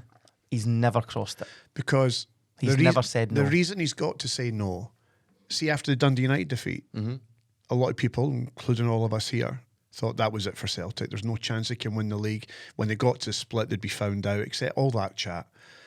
And there was a lot of Celtic fans who were critical of Martin O'Neill and that they'd made a mistake in bringing him back. That would turn quite quickly if it doesn't work out under Martin O'Neill, should he stay on as manager. If I'm him, leave at the very top with your legendary status intact, because you don't want to be Martin O'Neill going to the Champions League qualifiers and possibly not making it, because they're really difficult to navigate. If you don't make the Champions League, the Celtic fans are on your back. If you get off to a poor start, the Celtic fans will be on your back. You're a 74-year-old man who has come back and you've worked a miracle. leave with your head held high, and do not, and under any circumstances, ruin what you've achieved. No. That's it. You've done it. Go back to Talk Sport and sit there with Simon Jordan and just laugh in his face whenever he criticises Celtic. He'll be, I don't think he'll be the Celtic manager next He can't be. I know the recruitment process is very much now well and truly ramped up after, but he could still win the double. He's still got Scottish Every Cup to chance. come. What do you know about what the Celtic idea is when it comes to the manager? What's their thinking? Are they going to go with someone with experience, or are they going to go with someone like a Robbie Keane who's kind of just through the door? The more I speak, the more I hear, the less I maybe think that it's going to be Jens, who's the current bookie's favourite to take over. There was talk last week of him going to Toulouse Toulouse. is a possibility. I think that might just be the good old sort of Jedi mind tricks of the people around to try and get his name out there that he's a manager that's in demand. In demand, basically. yeah. And if Celtic want to make their move from him, they better be quick. So I think that's the dark arts of football at play. You think you Jens ask is me- more unlikely? If you asked me to put my mortgage on it right now, and I had to pick someone, I think that Robbie Keane is in line He's ahead up of there. Jens. Okay. And is that the Robbie Keane Scott Brown combination that's rumoured? No. That's not a thing. It's not a thing. You know, you've heard that. Yeah. Yeah. It was only because Scott Brown went over to see him. Yeah. But he had to do that for his license, for his pro license. Not to say it won't happen. They need to get this one right. They need to get this one done early. They've got to navigate the Champions League. My question on Robbie Keane, has he got sufficient enough experience to take the job on? Completely. That would be my It was only put to question. me- Is Roberto Martinez not an opportunity or a chance because he's worked with Sean Maloney at Belgium? Did they not work together also at Portugal as well before he? Or Shows you how big our podcast is, because we were discussing this, and again on Saturday, speaking to someone at Parkhead, and they said what you said on the podcast isn't exactly true. So we said that probably if Martinez, who's with Portugal, will go deep into the competition. So he's not going to arrive in Glasgow if he's appointed till at least the middle of July. Correct. But he says, that's correct. But Maloney's there now. So the Could work be his assistant. the work would be already underway. Yeah. But I just don't know if you can you really have Martinez turning up the middle of July when your Champions League qualifiers in a month? But then I think to you said earlier, you know, that's the weakest Celtic and Rangers will probably be. I think that proves the opposite. Danny Rule is definitely going to be in charge of Rangers next season, at least for the start of it. Celtic's manager appointment, you just said it yourself, they have to get it right. But the last couple, they haven't. The problem that Celtic have got as well, and we talked about this 3 or 4 weeks ago, about the rebuild that they've got in the summer, which is going to be huge. Massive. Engels will go, Maeda's gone, Hatate's nowhere to be seen, he'll be gone as well. There'll be a number of other players that'll go, the That's lone what players makes will me think leave. a manager needs in the door when that final whistle blows in the Scottish Cup final. But the point that I was going to make, Ronnie, is it's going to be difficult for Celtic to make those signings during a World Cup because there might be players playing at that World Cup that they want to sign. Yeah, that's a good point. And there's an impact as well that teams are not willing to negotiate, and agents are. It's difficult to, because another thing is that their stock is higher if they have a good World Cup. So they'll be holding off for completely. better offers possibly because If Alistair Johnson has a good World Cup, he could go for 20 odd million. there's again he's been a revelation since he come back. Do you not think it is, I meant to say this earlier, a sliding doors moment though? So mind when Maeda got injured at the full time, what game was that? Hibs maybe? Yeah. And we all thought if he's gubbed, that's it. But he plays the next week in the Old Firm game. Whereas Halkett and Leonard, Beningame, Yeah. it just feels like it kind of switched on that moment. It did. I agree with you. I think Celtic have got a big summer ahead of them, which is why I'm sure that Hearts will be there or thereabouts. Because I think Celtic, they don't have a new manager. They've got a massive rebuild in the summer. You've got to get that team gelled and playing in a style. The pressures that come with being at Celtic. There's a lot of work That can to be done done there. though. It can be done, but there's a lot of if work Ange to be done. Postecoglou can do that during a pandemic, it can be done. And it took him 7-8 games to Yeah, get oh, it going. completely, completely. And But I this don't is- know if you well- get. But I don't know if you get away with it if it takes you 7, 8, 9, 10 games. If to you get- end up with Ange Postecoglou Celtic, I think you will. It's going to be an interesting summer for Celtic. More so Celtic than it will be for Hearts and Rangers because they've got a new manager and a new team to build. It's going to be the most important summer. I agree. For a long For time. years. And So I think McGregor's gone as well, which is your talisman in I midfield. asked him I asked him. I think He has to leave now. No. He's don't nowhere think he near does. that. He's nowhere near His the player he reaction was. to that question was one of, I've been questioned countless times. If you think I'm not committed to this, if you watched me today and think I'm not committed to my club, then you're off your nut. And I believed him. At that point, I believed him. I think his best days are gone. McGregor. He's literally just guided Celtic to a Premiership. I don't think he's the player he was, and I think Celtic.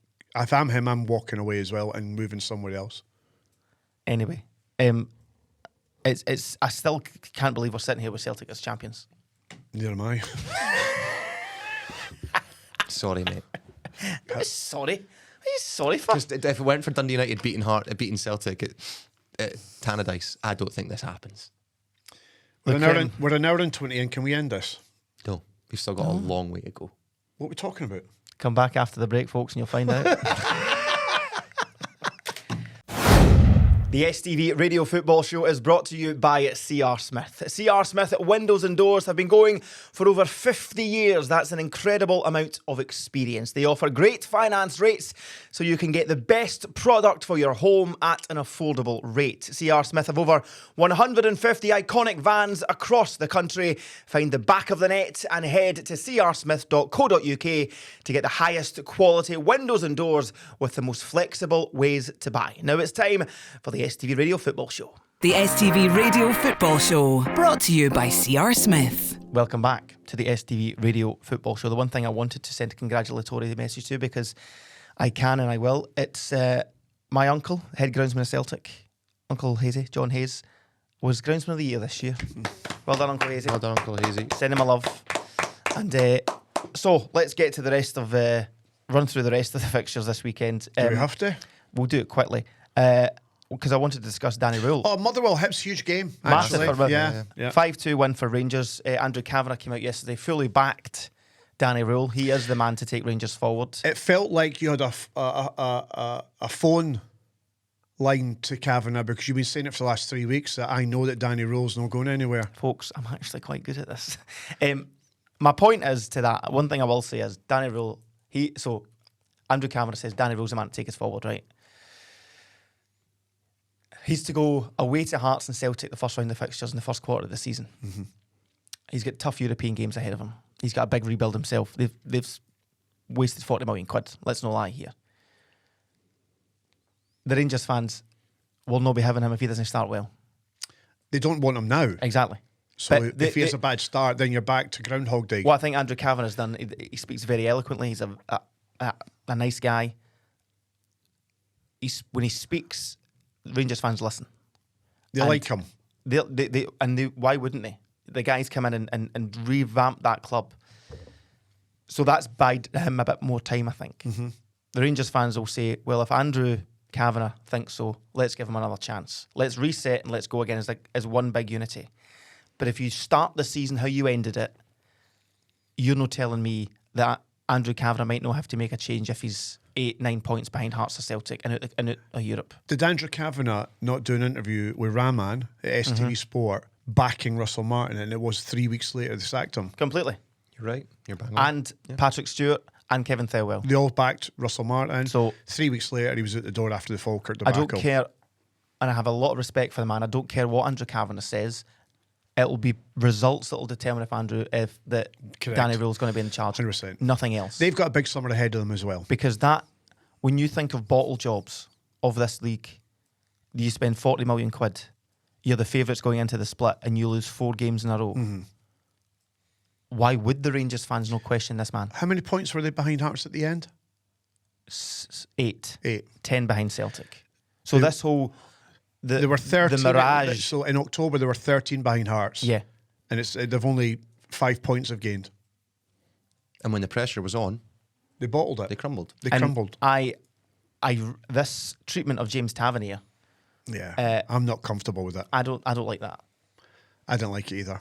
And I think the boy, whatever his deficiencies are in defence, and he's not great in defence, but he's well, and he's made up for that in his assists and his goals, but and more. My issue with that is it's so needless. Yeah.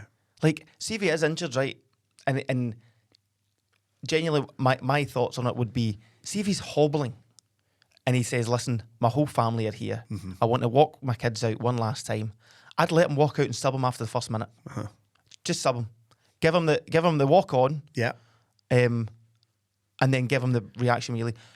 You've needlessly created a situation. And when Tavernier tweets the statement and or puts it on Instagram, very telling how many current Rangers players have liked and commented messages of support. Yeah.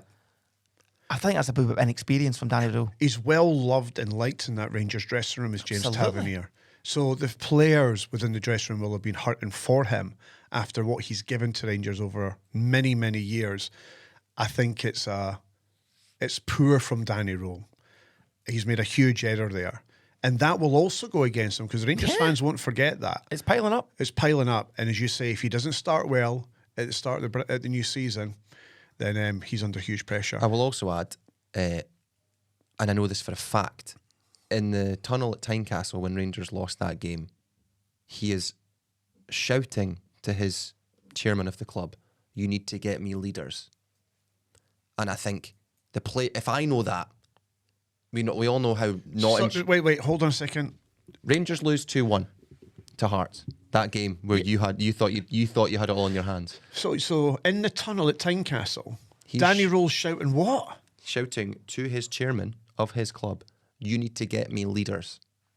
And I think, again, if I know that, then the players know it. And that's another huge error for me from Danny Rule. Shouting that out in front of other people. If I know it, Yeah. and I know it's true. Carl Donaldson was telling us that all the Rangers players were in watching the Celtic game at the end of the game as well.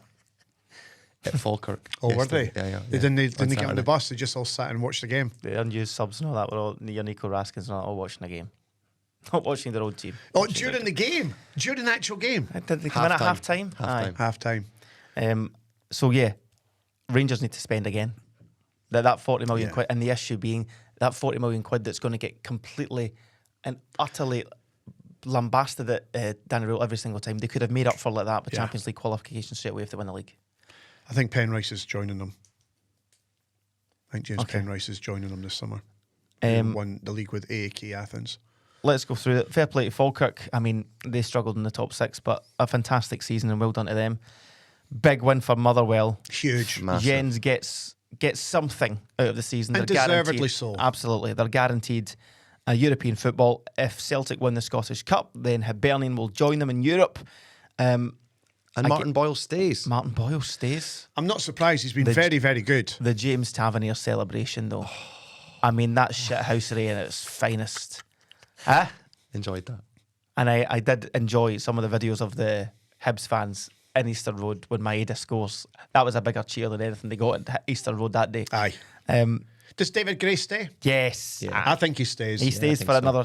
But again... I think they've been unlucky in a lot of games this season. It's this kind of point, right, okay, Davey, come on now. Next we game. were unlucky in some games. We played really well. We didn't get the result we deserved. If they can switch that, then it's a better season for them. Because I think Aberdeen are coming next Do you think? season. Under Stephen Robinson? I was chatting to Alan Burrows last night at the awards do. Lovely guy. I think it's... They've got plans. Reset and go again, and I think they'll join them. They'll join the top six next year, and let's see what happens. It was a 3-2 defeat. Fair play to Dundee. They finish above Aberdeen, 3 points behind you. They nearly overtook you. I know. What a season for Stephen Presley. Yeah. And it's nice of Stephen Presley now to have an actual pre-season where, a lot of that squad will be ripped up, but good for him. He deserves it, and he's bided his time. St Mirren won, Dundee United won. St Mirren are obviously we'll discuss that playoff in just a wee second, and it was Livingston 1, Kilmarnock 4. The Finlay Curtis show again. For Kilmarnock to go and win the last 4 games of the season tells you everything you need to know about where Neil McCann's taking that club, and I think they'll be, if he can get them rocking, they'll be in top 6 shouts for next year as well. I like Neil McCann. I don't think he keeps Finlay Curtis though. I think Rangers are dying for him to come back. Aye. Neil McCann has worked wonders there. He's a good manager. Great manager. Good Absolutely man great manager. I thought he was a wee bit out of line. Did you see a clip Marlon of him with Watkins. Marlo Watkins? I thought he was a wee bit out of line there. I understand why he got a wee bit upset and angry because it looked like Marlo Watkins was a bit disrespectful when Neil McCann goes to shake his hand and then Watkins kind of like pushes past him. Neil McCann needs to be bigger than that. and not react the way they did and kind of like following them back to the dugout. What it does, though, is there's only one boss at Rugby Park. Correct, I agree. But you could have dealt with that in the dressing room. True. The season isn't over, obviously. We have the Scottish Cup final to come, Celtic versus Dunfermline. And the playoff final. Dunfermline 2-1 defeat at Firhill means it's Partick Thistle who will contest the playoff final with St Mirren. Wee bit of revenge looking out for the Scottish, because that Scottish Cup game was tight And controversial. The penalty. St Mirren are not out of danger by any stretch of the imagination. And can I say, I watched the Dundee United game yesterday and I forgot it was on until 2:30. The game was 30 minutes in and I was like, oh yeah, there's teams playing today. St Mirren weren't good. They've scored 9 fewer goals than Livingston this season. Momentum is with Partick Thistle. No momentum for St Mirren. I fear for St Mirren. I think when you've got like Logan Chalmers back, Tony Watt back, Oisin Smith. They're kind of, do you know what I mean? I think Samuel, his pace and power up top. The song is just incredible. The Alex Samuel song, the Partick Thistle fan, I do like that a lot. Do you fancy Partick Thistle to I'm do it? just about to say, I think this year, they might just What do you think? I really like the people at St Mirren. They're great to deal with, but I obviously have a place in my heart for Thistle because I work with them. I love Mark Wilson and Alec Ray. They're great people. I think Thistle might just do it. I do. Second legs at St Mirren, isn't it? Yeah. Yeah.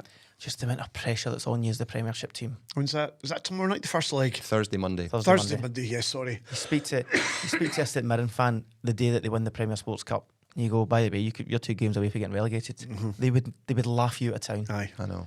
But that's where they are. And fair play to Partick Thistle. They've got all the momentum, as you say. 100%. And it would not surprise me one bit if they go and win that. And I thought they deserved it. I watched both games against Dunfermline. I thought in the first leg, Dunfermline were slightly the better team. Were probably lucky not to take a lead to Firhill. But in the second leg and in that second half, I thought Partick Thistle were very good. I think you just watched what happens when a team finishes 3rd or 4th in the Championship. You're just watching them run out of steam in front of you. You do. Motherwell recalling the goalkeeper. Oxborough. I mean, Jens, you cruel bastard. I know. And then putting him on the bench. I mean, I'm not saying, fair play to the wee goalie. A couple of moments of madness, I think it's fair to say, for the 2 goals. Did he do that because he knows he's not getting a Celtic job, so he's just getting one up on Neil Lennon? But they've got what a week they've got now to look forward to a Scottish Cup final where Martin O'Neill will take on Neil Lennon, and I still think that's he's got to lift the players' heads for that. Listen, you don't need much inspiration, and you don't need much in regards to building the players up. It's a Scottish Cup final. It's a showcase final of the season at the end of the campaign, and they'll go in there believing in themselves, confident in themselves, because they've knocked out 3 Premiership clubs. Correct. I was speaking to a Dunfermline fan yesterday. 18,000 of them going to Hampden. It'll be amazing. It will be great. Celtic will run out of the tapper.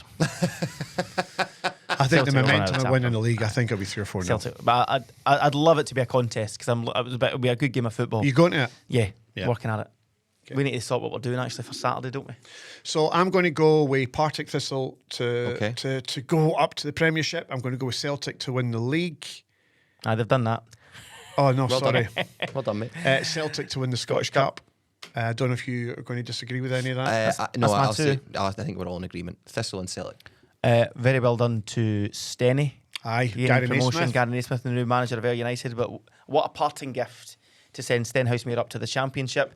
Hamilton survive the relegation showdown. Which we expected.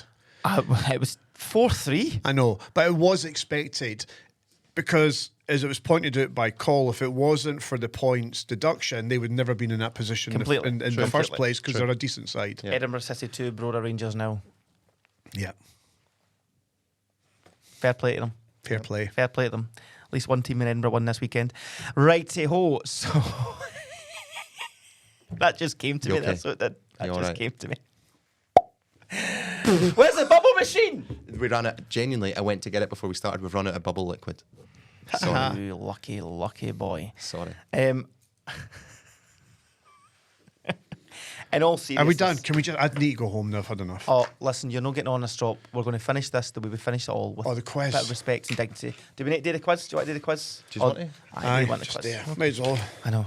See, I'll probably Can win see it. next week's quiz. Can you do quiz questions just on this season? about everything, whether it be Europe, Do whether you want to do like a bonanza? Aye. Yeah, like Aye, an end of let's do season that. 10-question 10 bonanza. question bonanza just on do the that. 25-26 season. No problem at all. European, Scottish Which Cup, team League lost Cup. the league on the last day?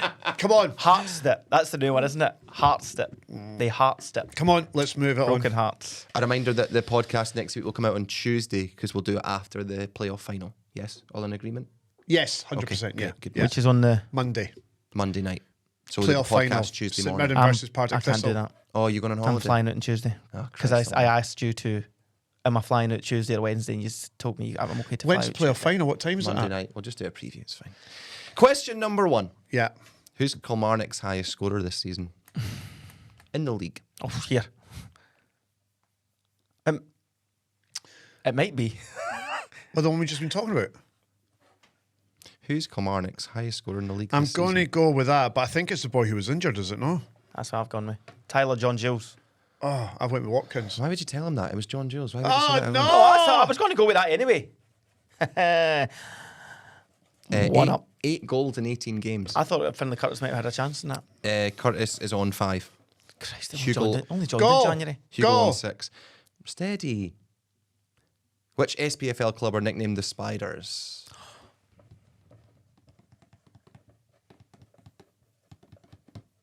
You look, your expression's blank, Ewan. I know. Now I realise what it was like at the Corn Exchange. If you can't spell it, then here's how it goes.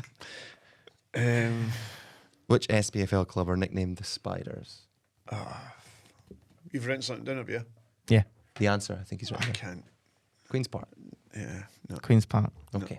2-0. Go. Do you know? In 1991, Rangers hosted Aberdeen in a final day decider for the league. Who scored both goals that day to steal the league title for Rangers? Oh, that's a horrible question for me. Who was the Daisen Maeda of 1991? That flag up for offside and all. I've got an answer. It's one of 2 or 3. Alberts. Haley. Correct. 2-1. Mark Hateley.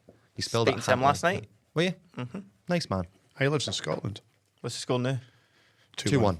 Question 4. Oh, see if I get this one right. I'm stopping the quiz. I've not checked the answer for this one, but we'll just Great.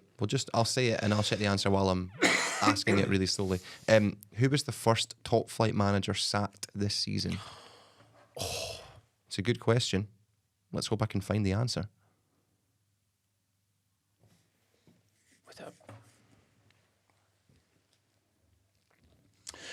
Who was the first top flight manager to be sacked this season? Correct.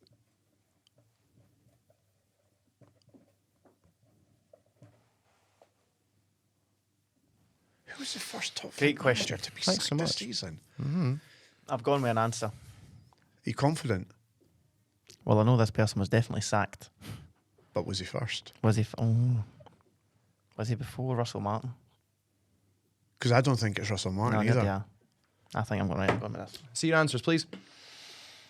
Hold on. No. Hold on. There's no time limit on this. Hold on. You keep saying to me, hurry up, go, hurry up, go. Who was the first? Right, I've got an answer. Go on. Kettlewell.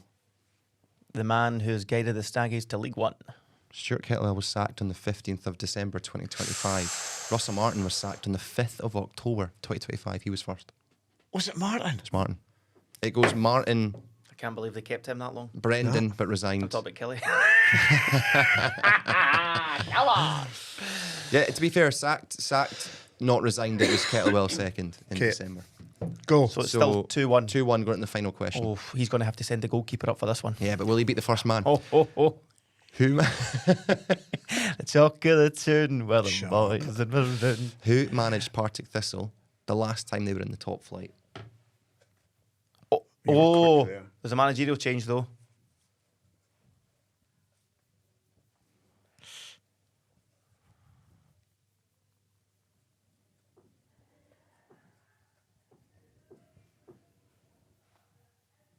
Guys, I'm Would it really, have been- I'm really hungover, so can we hurry up? Was it Can you shut Doolan? up?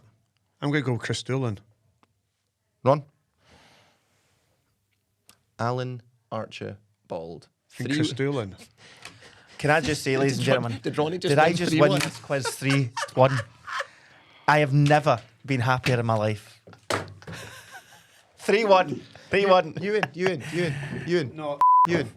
you can bleep that. Ewan. Where are you going? Ewan. Where are you going? Are you off to? Oh, it's like the tiny arms all over again. It's empty and wetter than a wet paper bag. Quicker than a wet paper bag. Ladies and gentlemen, Ewen Cameron has stormed off. He's not happy that his team sadly lost in the final game of the season. We'll go check up on him. Make sure he's all right. You had a good weekend, though. I had a great weekend. We will be back next week, of course. Thank you so much for joining us. We will be at the Autumn on Wednesday. If you're coming along, we'll see you there. Keep an eye on our socials. Let's. We're going to put this in Ewan's car, and we'll no tell him, right? We'll do that. So we will see you again. This is the Celtic. For those listening, I've got the Celtic top. I'm going to go and put it in his car before he leaves. Like, share, subscribe. All you can do. We will certainly clip up this episode. Let me tell you, we'll be back next week for the big season review. Yep. Wednesday or more. We'll see you then. But until then, have a very, very good week. I know I certainly will. Ewen Cameron won't. Bye for now. The STV Radio Football Show, brought to you by C.R. Smith. The STV Radio Football Show is brought to you by C.R. Smith. C.R. Smith are local everywhere in Scotland. They offer great finance rates so you can get the best products for your home at an affordable rate. C.R. Smith are Scotland's top rated windows and doors company on Trustpilot.